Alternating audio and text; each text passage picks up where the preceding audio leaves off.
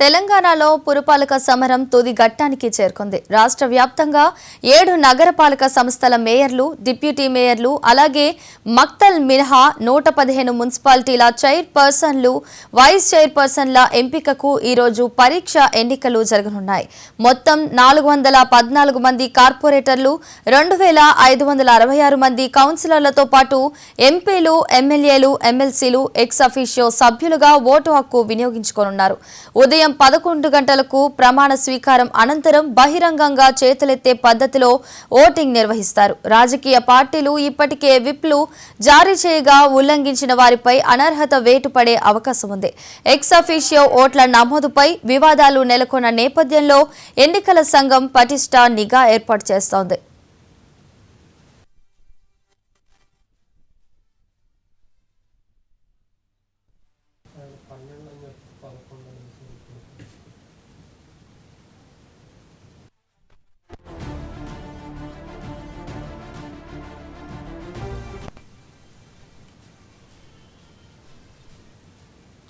Municipal కార్యాలయాల్లో ప్రత్యేక సమావేశాల ద్వారా ఈ పరోక్ష ఎన్నికల ప్రక్రియ ప్రారంభమవుతోంది. జిల్లా కలెక్టర్ లేదా గెజిటెడ్ అధికారి నేతృత్వంలో ఉదయం 11 గంటలకు విజేతలుగా నిలిచిన అభ్యర్థుల ప్రమాణ స్వీకారం ఉంటుంది. సమావేశం మొదలైన గంటలోపు 50% కోరం ఉంటేనే ఎన్నిక నిర్వహిస్తారు. ఒకవేళ కోరం లేకపోతే మరుసటి రోజుకు వాయిదా వేస్తారు. అభ్యర్థుల ఎంపికలో పారదర్శకత కోసం మొత్తం ప్రక్రియను వీడియో చిత్రీకరణ చేస్తారు. అత్యధిక ఓట్లు వచ్చిన వారిని విజేతగా ప్రకటిస్తారు. పోటీ పడే అభ్యర్థులకు సమాన ఓట్లు వస్తే అధికారులు లాటరీ పద్ధతి ద్వారా అదృష్టవంతుడిని ఎంపిక చేస్తారు. ఇక అంశానికి సంబంధించి మరింత సమాచారాన్ని కరీంనగర్ నుంచి మా ప్రతినిధి రామకృష్ణ లైవ్ లో అందిస్తారు. రామకృష్ణ, చెప్పండి. కార్పొరేటర్లు కరీంనగర్ కార్పొరేషన్ లో ఎన్నిక కాబడినటువంటి బీఆర్ఎస్ సంబంధించినటువంటి కార్పొరేటర్లు, అదేవిధంగా బీజేపీ కార్పొరేటర్లు, కాంగ్రెస్ కార్పొరేటర్లు అందరూ కూడా కొద్దిసేపటి క్రితం ప్రత్యేకమైనటువంటి బస్సుల్లో హైదరాబాద్ నుంచి తరలించడం జరిగింది. వారంతా కొద్దిసేపటి క్రితం ఇక్కడ ఏదైతే ప్రమాణ స్వీకారం జరుగుతున్నటువంటి హాల్లోకి రావడం జరిగింది. వీరంతా ప్రస్తుతం అయితే ప్రమాణ స్వీకారం జరుగుతుంది. దాదాపు ఈ కార్యక్రమం అంతా 1 గంట పాటు జరగనుంది. ఆ తర్వాత ఏదైతే ఈ మేయర్ అదేవిధంగా డిప్యూటీ మేయర్ ఎన్నిక జరుగుతుంది. సో దీనికి సంబంధించి ఇప్పటికే బీజేపీ అదేవిధంగా కాంగ్రెస్ పార్టీ 2 గుడ్ల కూర్చున్నట్టు ఎన్నికల అధికారులకు అయితే ఒక ఫామ్ అయితే ఇవ్వడం జరిగింది, అధికారులకు తెలపడం జరిగింది. సో కరీంనగర్ సంబంధించి ఇప్పటికే ఒక ఊహాగానం అయితే వెలుగుతున్నాయి. బీజేపీ నుంచి ఏదైతే 1వ డివిజన్ నుంచి 2వ డివిజన్ నుంచి ఎన్నిక కాబడినటువంటి కొలగాని శ్రీనివాస్, అదేవిధంగా డిప్యూటీ మేయర్ గా సునీల్ రావు అయితే పేర్లు అయితే ప్రస్తుతం అయితే ప్రతిపాదనలకు వచ్చినట్టు తెలుస్తుంది. అయితే మరికొద్ది సేపట్లో ఈ విషయం కూడా తేలనుంది. ఇక మరోవైపు కాంగ్రెస్ పార్టీ కూడా తాము కూడా బరిలో ఉన్నట్టు కూడా ఎన్నికల అధికారులకు మాత్రం తాము ఎన్నికల్లో పాల్గొన్నట్టు కూడా లిఖితపూర్వకంగా చెప్పడం జరిగింది. సో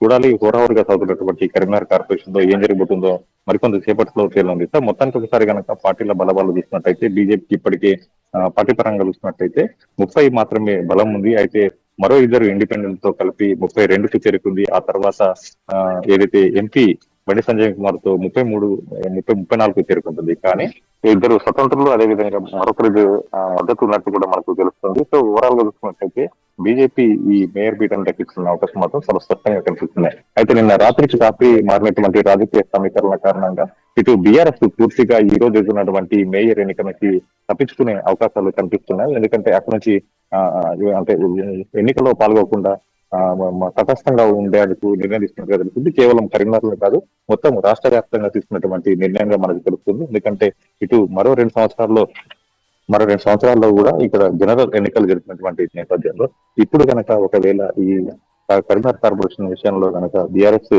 కాంగ్రెస్ కు మద్దతు తెలిపితే కనుక బీజేపీ నుంచి నిత్యం విమర్శలు పాల్గొవాల్సినటువంటి అవసరం ఏర్పడుతుంది. అదేవిధంగా విమర్శలు ఎదుర్కోవాల్సి వచ్చినటువంటి పరిస్థితులు ఉత్పన్నమవుతాయి. కాబట్టి ఈ విషయంలో కొంత వెనుకంజ వేసినట్టుగా తెలుస్తుంది. నిన్న రాత్రి అర్ధరాత్రి తర్వాత ఏదైతే బీఆర్ఎస్ అధిష్టానం చూసినటువంటి ఆదేశాల మేరకు ఇక్కడ కేవలం కరీంనగర్ కార్పొరేషన్ కాకుండా మిగతా అన్ని చోట్ల కూడా రాష్ట్ర వ్యాప్తంగా కూడా మొత్తం ఈ ఏదైతే బీఆర్ఎస్ ఈ రోజు తటస్థంగా ఉన్నట్టు తెలుస్తుంది. సో ఈ రోజు కరీంనగర్ కార్పొరేషన్ లో కూడా బీఆర్ఎస్ తటస్థంగా ఉన్నటువంటి నేపథ్యంలో బీజేపీ దాదాపుగా కోరం సభ్యులు నిండడంతో పాటుగా ఇటు బీజేపీ కూడా సంఖ్యాబలం పెరుగుతున్నటువంటి అయితే బీజేపీకి మద్దతుగా మరో 4 ఈ ఎన్నికల్లో పాల్గొన్నటువంటి నేపథ్యంలో బీజేపీ తప్పకుండా మేయర్ పీఠం దక్కించినటువంటి ఒక ఏదైతే విశ్వాసంతో మాత్రం ఉంది. రామకృష్ణ.